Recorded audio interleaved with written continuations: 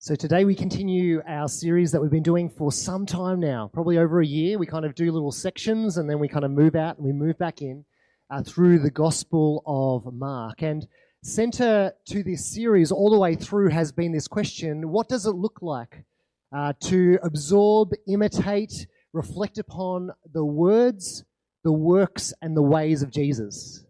Because it isn't just about his words, even though his words are powerful. And it isn't just about the miracles that he conducted and the ways that he brought about the kingdom and pointed people to the kingdom. It's also about how he went about his life, how he chose to challenge people, when he chose to challenge people, when he chose to remain and when he chose to move on. And we want to be able to learn all of these things from the life of Jesus. And so we're going to be re-engaging in this story, and I was going to say, if you haven't been up to us in this point, make sure you catch up. But there's a lot of sermons. There's probably about 60 sermons or more to catch up on. But nevertheless, I'm going to give a little bit of context before we engage in this passage today. Now, what we see is the disciples at this point with Jesus were on their way to Jerusalem. I'll read from Mark chapter 10, and then we'll kind of reflect upon where things are at. It says they were on their way up to Jerusalem, with Jesus leading the way. This is really significant, by the way. I didn't even get through one sentence before stopping. They're on their way to Jerusalem, right, which actually carries this significant weight. There is consequence to this journey toward Jerusalem, and it is Jesus who is leading the way. It's very, very important. He is leading the way toward that consequence. And the disciples were astonished, while those who followed were afraid. So you can already tell there's going to be consequence, because the disciples are going, what's going on here? And the followers, those who are following them, were afraid. They knew that there was going to be consequence. Again, he took the 12 aside and he told them what was going to happen to him. We are going up to Jerusalem, he said, and the Son of Man will be delivered over to the chief priests and the teachers of the law. They will condemn him to death and will hand him over to the Gentiles, who will mock him, spit on him, flog him, and kill him. 3 days later, he will rise. Now, this is the third time that Jesus has told his disciples that he is going to be killed and that he will rise again. And we look at this and we're like, now, can you get any clearer, Jesus, about what is going to happen? Okay, Jesus is like, okay, we're going to this place. I can tell that everyone's feeling a bit nervous about what that means, so I'm literally going to lay this out for you. This is what it's going to look like. And yet what we see is that it actually isn't as clear to the disciples and followers, and we're going to see that in the story that passes. But this is what we've seen prior to this particular point. Jesus said, this is as they were coming down from the transfiguration moment, Jesus gave them orders to these disciples not to tell anyone what they had seen until the Son of Man had risen from the dead. At this point, verse 10, they had kept the matter to themselves, discussing what rising from the dead meant. So they're trying to work out, okay, this doesn't make sense. We've got to work out what this rising from the dead meant. A little bit later on, Jesus said to them, the Son of Man is going to be delivered into the hands of men. They will kill him, and after 3 days he will rise. Verse 32, but they did not understand what he meant, and were afraid to ask him about it. And then we have the passage we just read. So Jesus is like telling these guys over and over again, this is what's going to happen, but it just doesn't make sense to them. And while we have the benefit of hindsight, I suppose, the crucifixion and the resurrection is not actually going to make a lot of sense before it happens. And that's what we see in the text. It's like they don't understand. They're not willing to ask questions. They're anxious and confused. And the reason for this, and I've referred to this in a previous sermon, is simply because this narrative about death and resurrection, especially that death part, that is not what power and victory looks like in the context. In fact, death is the opposite of what victory and power looks like for them, because their example in the day was Rome. And Rome, Pax Romana, peace through Rome, was all about peace through victory, peace through conquest, peace through power. That is what power and victory is supposed to look like. And Jesus keeps harping on about this, like death and resurrection, and they don't know what rising from the dead meant. It just doesn't make sense. And I say this as a little bit of a framing up of the passage we're going to engage with today, because it's a good tester for all of us. I know I'm kind of getting into a bit of application early, but it's very important for us to frame our understanding of what it means to be a follower of Christ first and foremost, because too often we are deluded by the pursuit of power through the methods and the metrics of Rome, right? Like that is the same today as it was in the first century. Like victory through power, through control, through influence. Like, let's not pretend that same narrative isn't playing out in our social and political spheres all the time, right? And we are invaded by that voice. And yet Jesus keeps dropping these hints to his disciples, even prior to the crucifixion and resurrection, that actually, you know what? The type of power we talk about when it comes to the kingdom of God and what victory ultimately looks like in the kingdom of God is not going to look like the metrics of Rome. It's not going to look like Caesar. It's not going to look like Pax Romana, right? This is going to be different. And so we need to check for, I suppose, the log in our eye, right?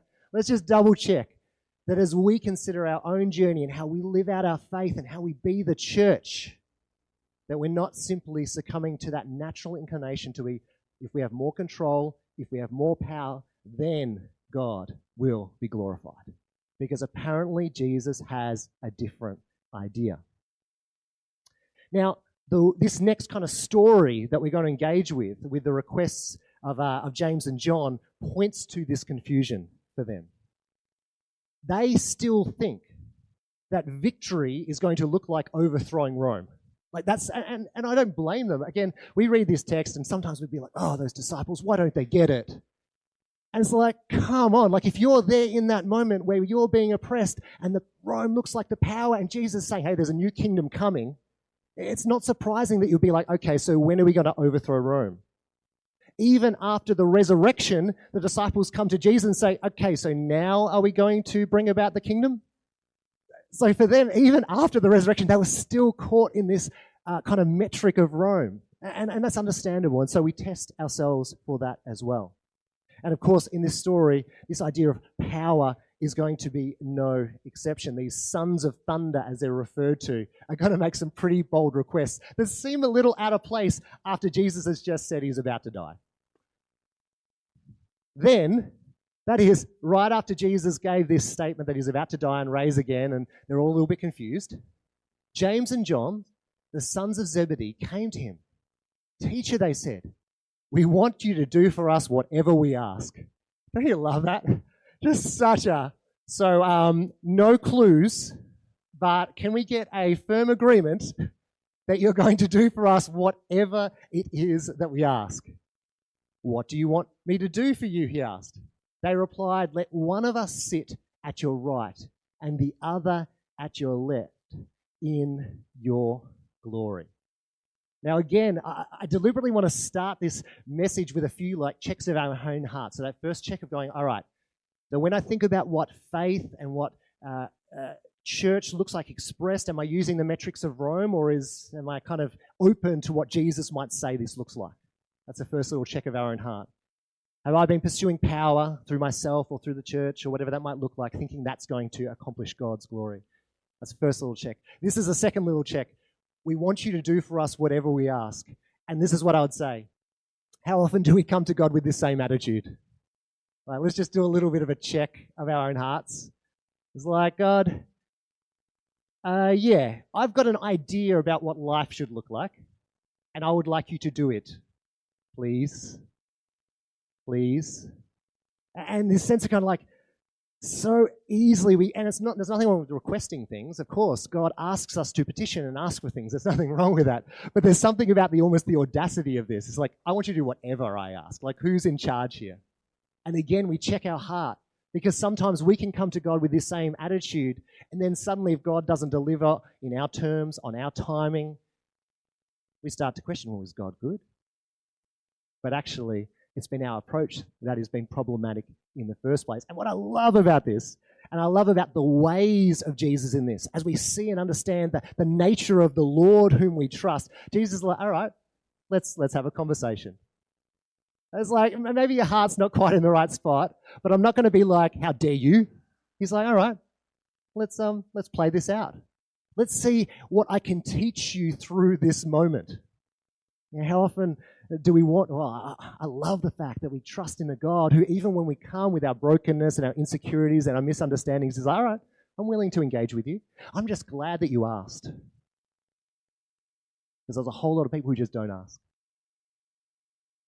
So they come and they say, back here, let one of us sit at your right and the other at your left in your glory. I'm just going to go, I think I've got a highlight there. Yeah. Let one of us sit at your right and the other at your left in your glory. And that seems like a bizarre kind of request.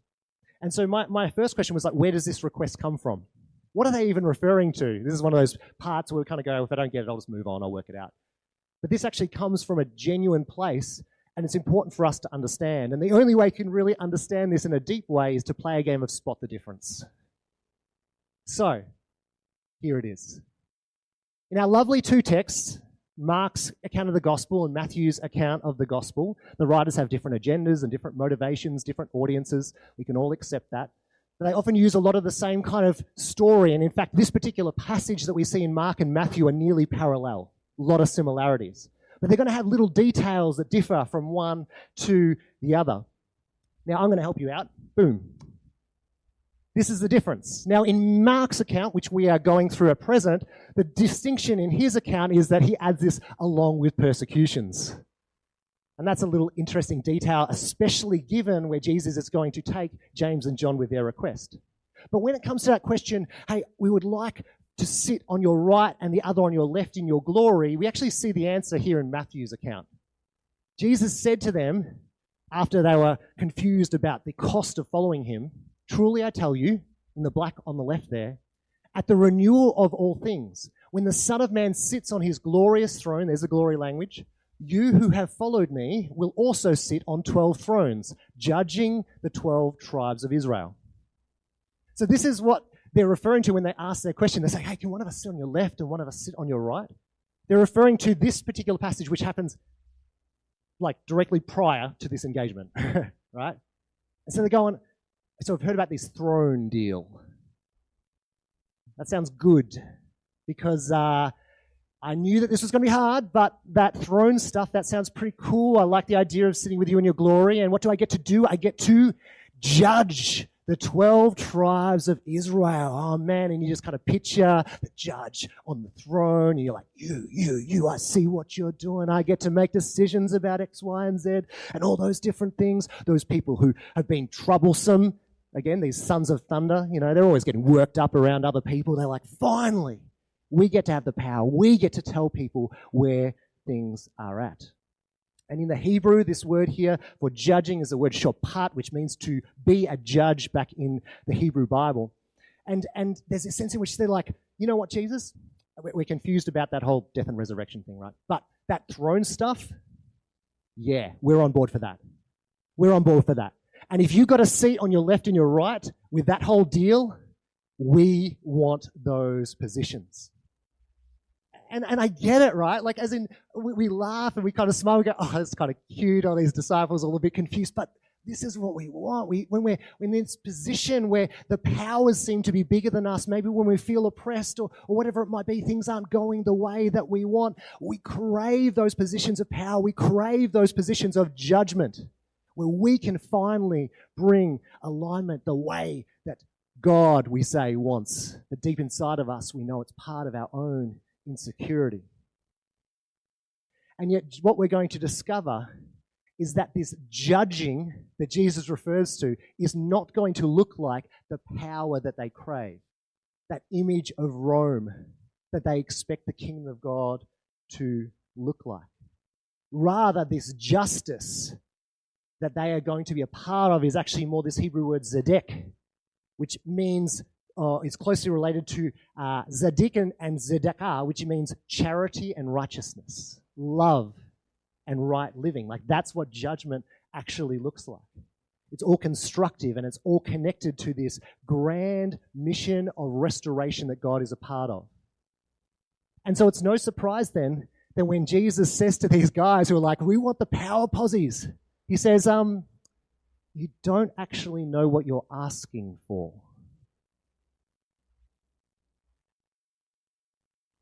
So he's let them make their request. And they've got a certain idea of what this judging looks like. And he's like, interesting, but you don't know what you're asking for.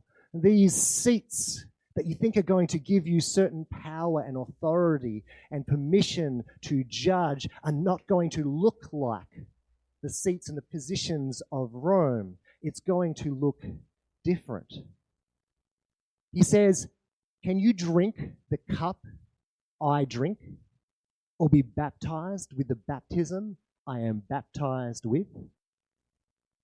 Now again, some of this language can be a bit confusing, but essentially he's saying, are you going to follow me?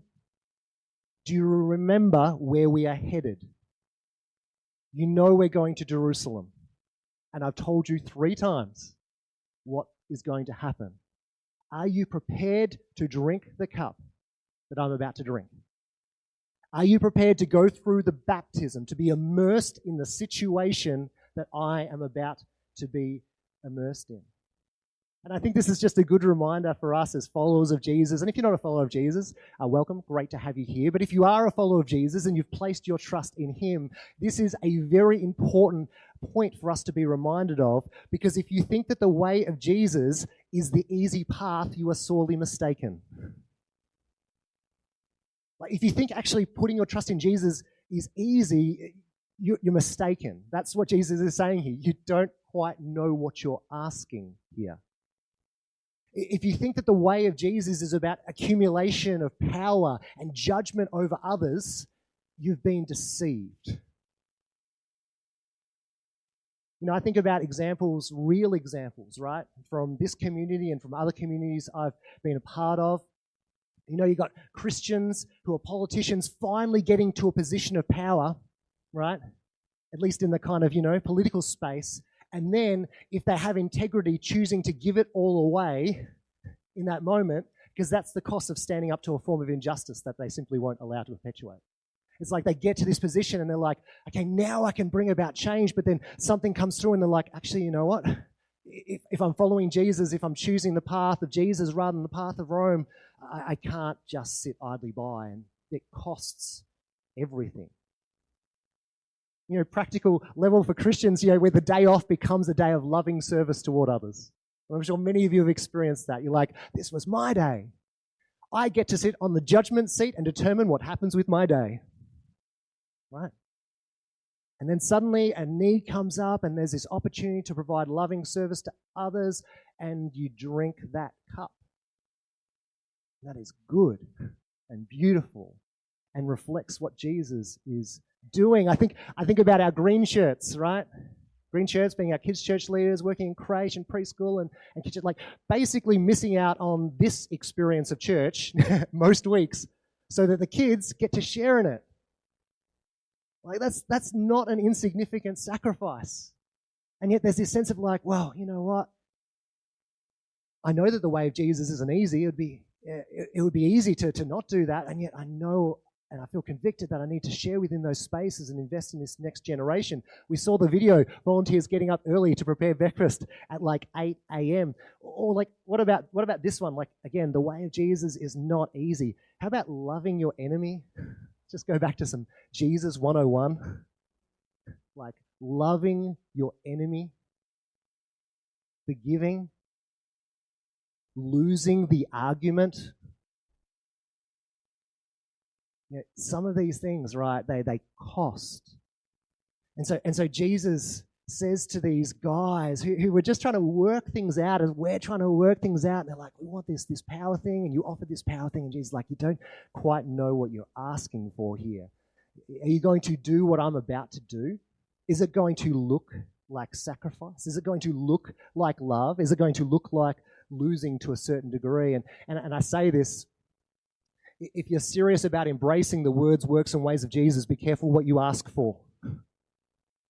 Because sometimes the things that we ask for don't look like what we believe is attached to that request. And sometimes we may ask of things and we may get them, and in the same breath we are asked to give it away in loving service toward others. And so Jesus, to James and John, he's like, you think this is going to be glory for you? You think this is going to have weight and significance. In the Hebrew, it's this word kavod. It's this image of being weighed down. It's like you think this thing is going to be carried by you and you're wearing the bling and that's going to be amazing. But. It's not what you think it is. Can you drink the cup that I drink or be baptized with the baptism I'm about to be baptized with? It's like, this is going to cost you something. It's going to cost you something. And guess how they respond? We can, they answered. We can. Oh, man. We can. And to a certain degree, this almost feels like youthful ignorance, almost in a way. And again, these would have been young men at the time. Let's not pretend they weren't like all the ways they're depicted with all the big long beards and stuff in videos. So these are young men following their rabbi, being called, and they're saying, "Yeah, we can do this." And it reminds me, this almost feels a little bit. This harks me back to when I was like 18. Maybe 18 years old. So Megan and I were dating at the time, and I remember having a conversation with her, and she was saying, she's like, I'm planning to study medicine. Like, I'm planning to study medicine. We've been dating for a couple of years. She's like, and I know it's going to be hard. It's a lot of years of study. Probably won't see me a fair bit, that kind of stuff. And she's like, so are you in on this? And I'm like, yes, I am. Like, I had no idea what I was even signing up for, right? Like just youthful ignorance, yeah? And then I'm like, so by the way, a year later, I'm like, hey, Megs, I think I'm going to start ministry, kind of had the same conversation in reverse, it might be a bit hard and it might cost me a few weekends and blah, blah, blah, blah. It's like, are you in? Yeah, absolutely. And that's okay. Like, it's okay to be like, yeah, I'm in, even with a level of ignorance and a lack of understanding, right? But what we see here in verse 39, we can. What we maybe either interpret as youthful ignorance or at its worst, arrogance, right? I want to make sure you know this. This affirmation is actually an incredibly deep affirmation of their trust in their Rabbi Jesus. And I'll tell you why. When they say we can, it isn't about them. They are trusting their Rabbi Jesus.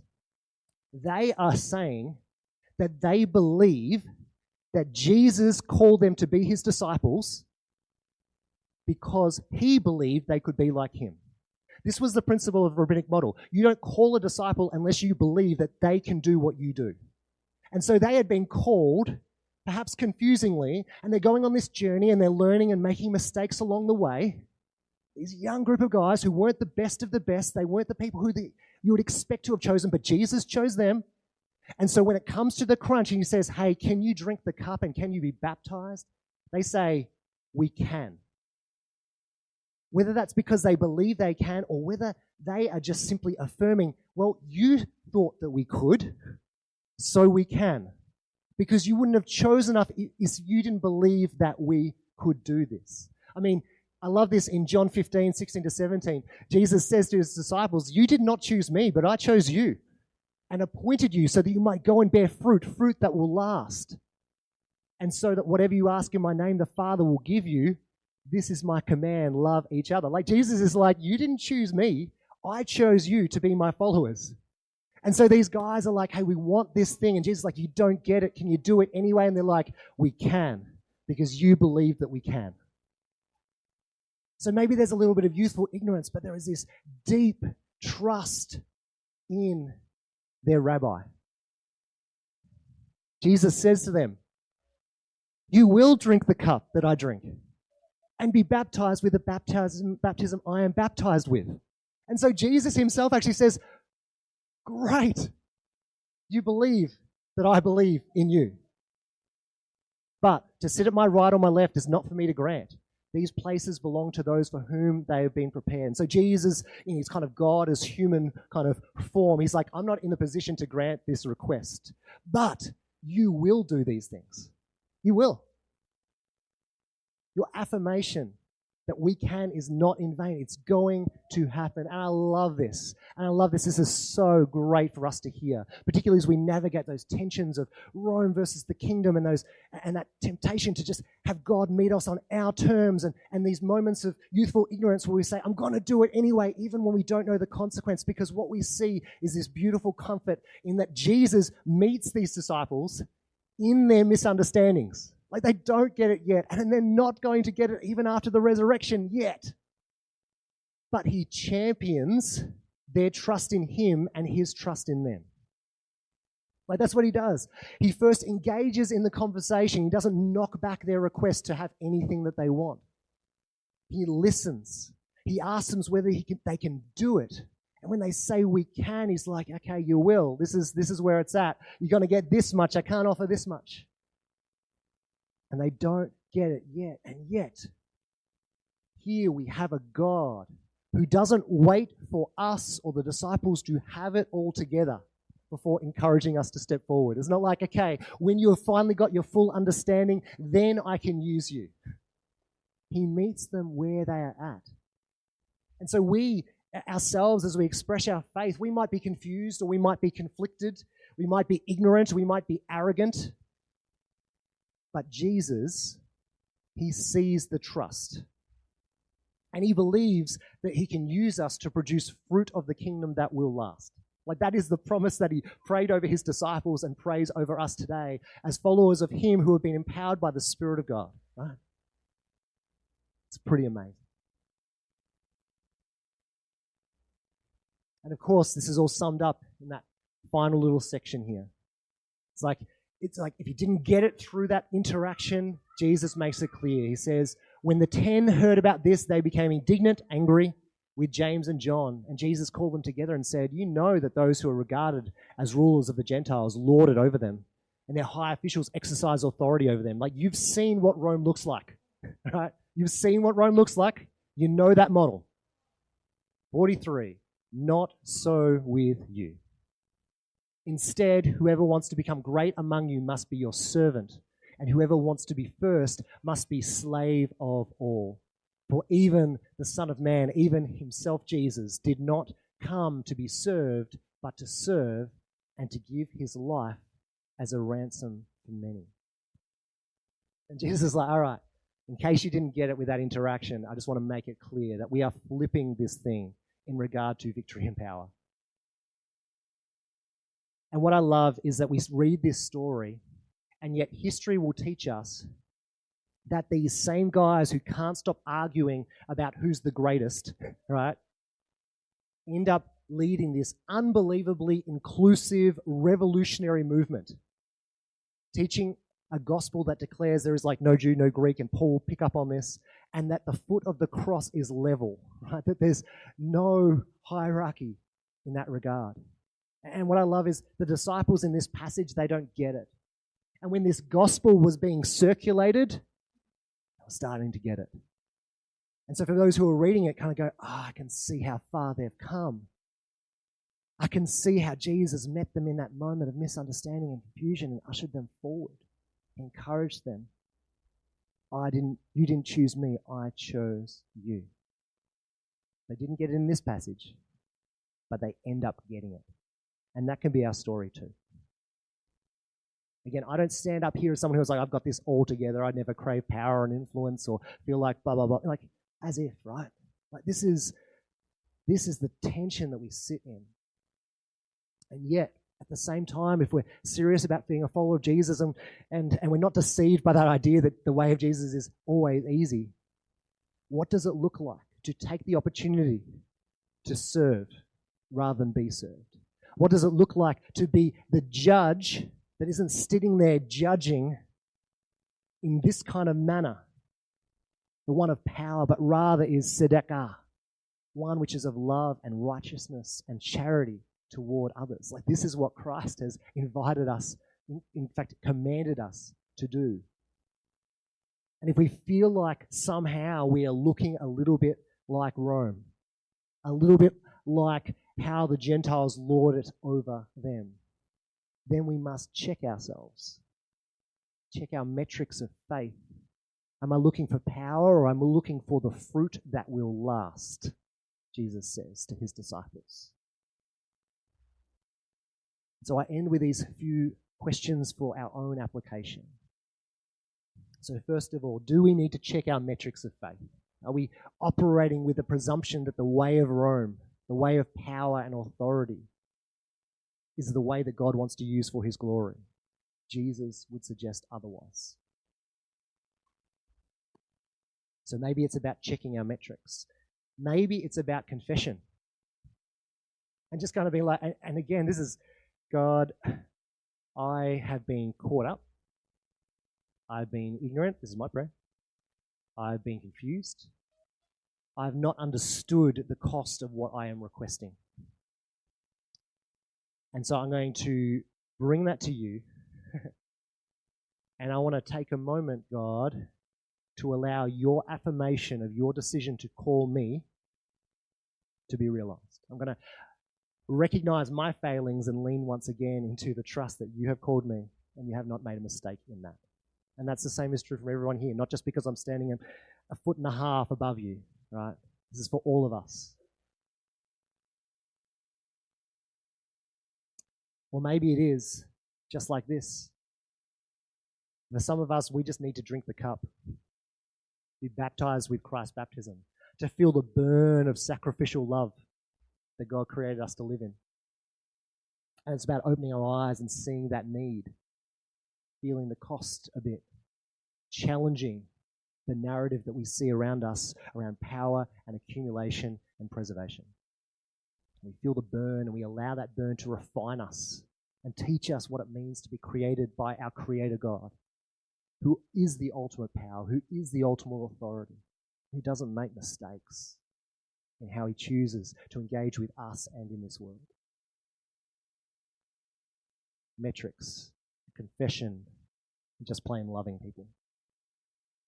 I wonder which one of these resonates with you. And maybe that is the request that you need to bring to Jesus. I'm going to take a moment and I'm just going to kind of allow like 30 seconds for us just to sit and reflect in silence. And maybe it is that one of those things kind of sit in your heart and you want to bring that request to God. And then I'm going to pray for all of us.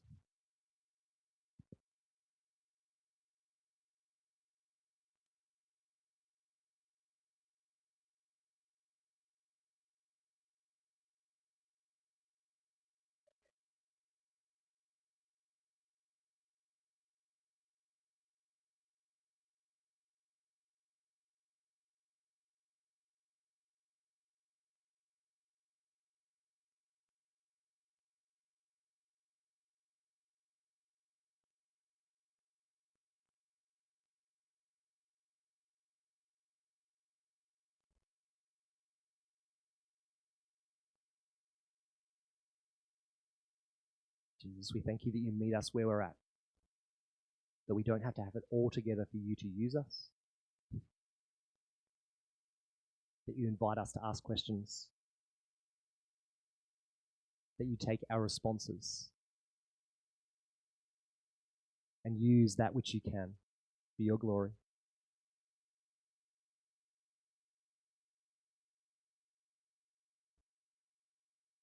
And God, may we regularly challenge the metrics, the way of thinking, God, of this world. And be reminded, God, that it's not about accumulation of power. It's not what you did, but rather it was through selfless sacrifice, Lord, that you demonstrated the depth of your love. And Jesus, we want to imitate you and point you out, really, through our love. Point people to you, the God who loves so deeply, who sacrifices for us, that we might experience grace and freedom in our trust in you. We read these stories and we're reminded again, Lord, that you choose to meet us while we don't have it all together and usher us forward. And so, God, whether it's a challenge around how we see ourselves and our efforts, or whether it's a challenge of confession, or whether it's about opening our eyes to the needs around us and being willing to pay that cost, I want to pray that we would do that as we seek to follow you. Help us to be faithful.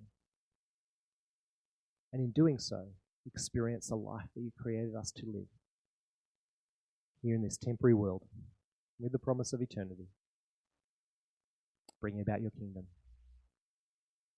In your name, amen.